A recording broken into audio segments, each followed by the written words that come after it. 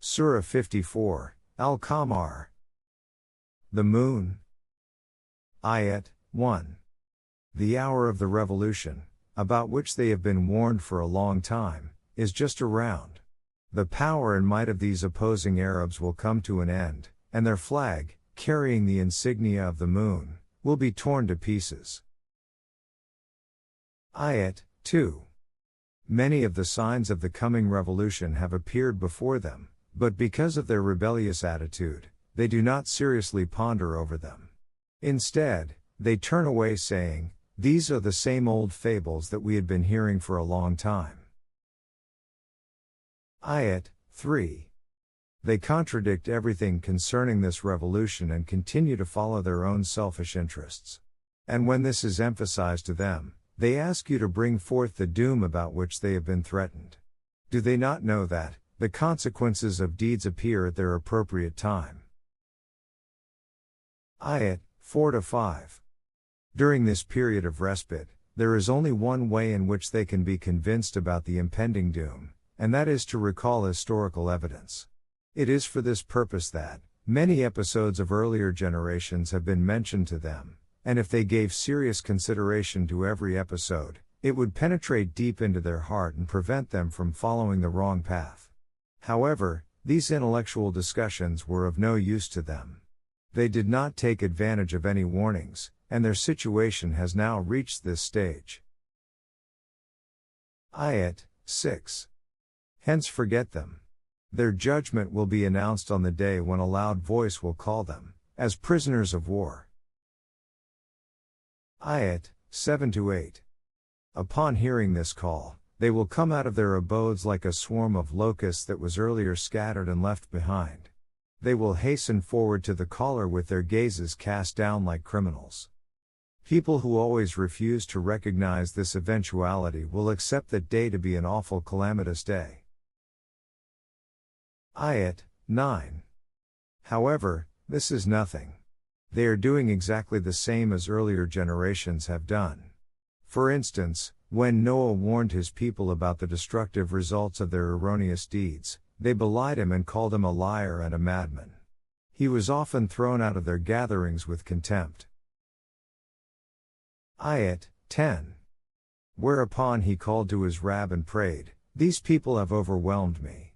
So take revenge, for their unjust oppression." Ayat 11. So we opened up the floodgates of heavy rains from the skies. Ayat 12. And the earth burst open with springs, the water from the earth and the sky collected together, and rose, to take the form of a flood, for a purpose destined according to our law of Mukafat. Ayat 13. And we made Noah, and his companions, board a vessel made of broad planks and nails, and tied with ropes. Ayat 14.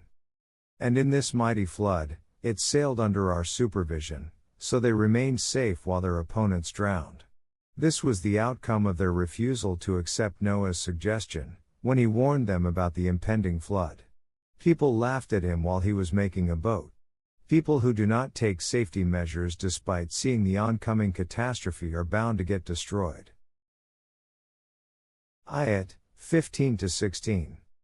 We have preserved this episode for those who want to learn a lesson. Is there anyone who will reflect on how the warnings given by us come true, and how our chastisement faces them as stark reality? Ayat 17. For those who want to take advice, we have made the Quran easy to understand. Is there anyone who will reflect on it and take advice? Ayat 18. Likewise the people of Ad belied our law of Mukafat, but soon realized how our warnings come true and how suffering is inflicted. Ayat 19. We let loose on them the suffering of a raging stormy wind. That was the day of a violent disaster, one that destroyed them forever. Ayat 20. The storm swept the people off their feet and threw them far away, as if they were trunks of uprooted palm trees being thrown here and there. Ayat 21. Therefore, consider the truth of our warning and the severity of our chastisement. Ayat 22. After keeping this historical evidence in mind, consider how we have indeed made this Quran simple and easy to understand. Is there anyone who wants to reflect on it and take lessons from it? Ayat 23. Similarly, the people of Thamud belied our warnings. Ayat 24. And said, should we follow a man who is alone, without any group behind him? If we left our clan to follow him, this would amount to calling for destruction. The only person who would commit such an error is one who, finding no way of safety, falls into a ditch like a blind man or a madman unable to realize what is right or wrong for him. Ayat 25. Think of how the Almighty, leaving aside so many mighty personalities, has selected him, Saleh, as the one to receive his wahi. To us, he seems to be a small conceited person, who calls himself Allah's Rasul just to gain importance. Ayat 26. We told Saleh not to be disheartened by their taunts. They will very soon know who, in fact, is a liar or a conceited person. Ayat 27. You should wait for some time and remain firm and steadfast. Their promise that they would allow the she-camel to graze and drink when she returns will be a test of their commitment. When they break their promise, it will become the cause of their destruction. Ayat 28. You should explicitly tell them that according to the agreement, all cattle can drink in their turn, and likewise, this she-camel will, in its turn, come to the drinking place. Ayat 29. They told the whole story to their companion, the chieftain. He said angrily, how can his she-camel be treated like our own animals? With great arrogance, he stretched his hand and cruelly killed her. Ayat 30. This was the final sign showing that their rebellious attitude had crossed all limits. Thereafter, came the time for their destruction, and they saw with their own eyes, how true our warning is, and how severe our chastisement. Ayat 31. We sent chastisement in the form of a severe earthquake. They were completely crushed and reduced to crumbling twigs, like a decayed fence destroyed by the force of a severe wind.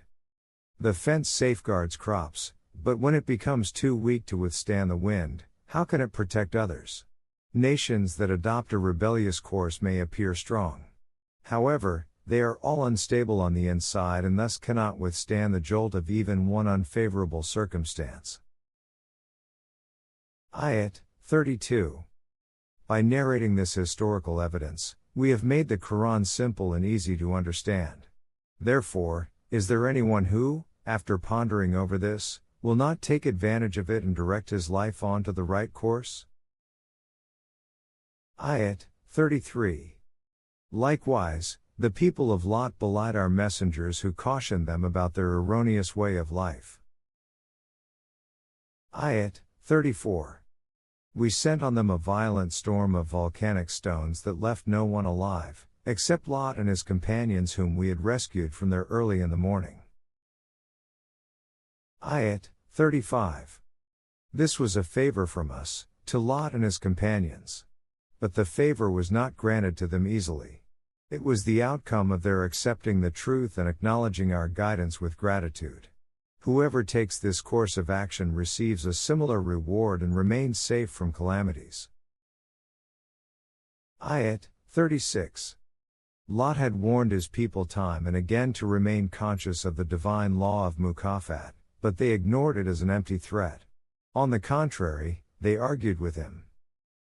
Ayat 37. When Lot's guests came to visit him, they, the people of Lot, approached the visitors with evil designs.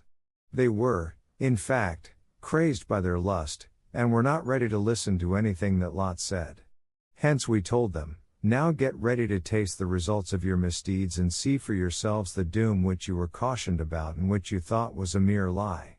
How true it comes. Ayat 38. Therefore, early in the morning, an abiding calamity overtook them. Ayat 39. And they were told, now you can taste my punishment and see for yourselves how my warnings come true. Ayat 40. By narrating these episodes in the Quran, we have made it easy to understand. Is there anyone who is not willing to ponder over it and take some lessons? Ayat 41. Likewise, we also sent our messengers to the Pharaoh's nation. The messengers cautioned them about the disastrous effects of their misdeeds. Ayat 42. They rejected each one of our commandments, whereupon the mighty grip of our law of mukafat seized them with full force. Ayat 43. O Rasul! After narrating these stories of previous generations, ask your opponents and those who deny the truth, are you in any way better or more powerful in strength and authority than the nations mentioned earlier? Or has any immunity been granted to you in our scriptures? Ayat 44. They are under the impression that all the tribes will unite and help each other in opposing you, and that in this way no one can harm them. Ayat 45. Tell them that they can all form one group and come out on the field. Then you will see how they will be totally routed and turn their backs to run away. Ayat 46. According to our law of mukafat, the time for the decisive revolution to manifest itself has been set. That moment will come suddenly and as a surprise, and it will be calamitous and bitter for them. Ayat 47-48. These guilty ones would be in grave misery. And when they are dragged into the awful chastisement with their faces down, they will be told, have a taste of the fire of Jahannam. Ayat 49. It has taken some time as we have predetermined measures about everything. Therefore, it takes due time before the results of everything mature. This is the way our law of mukafat works. Ayat 50. Otherwise, once our verdict is given, its enforcement does not take more time than the twinkling of an eye. Ayat 51. According to this verdict, we have destroyed many like you who were mighty and powerful. So is there anyone who will not pay any heed, after pondering over these facts? Ayat 52. So whatever they are doing is being recorded in the books, of the law of mukafat. Ayat 53. Everything, whether big or small, is being recorded in these books. Ayat 54. All decisions will be taken accordingly. Those who take the erroneous path will fall into the inferno of destruction, and the mu'attaqin who follow the straight path will be amid the evergreen, ever fresh, comfortable, and pleasant Jannah. Ayat 55. This is the place where all comforts and pleasures are in abundance, and the possibilities are limitless. This is so because it is from the Almighty who possesses all authority.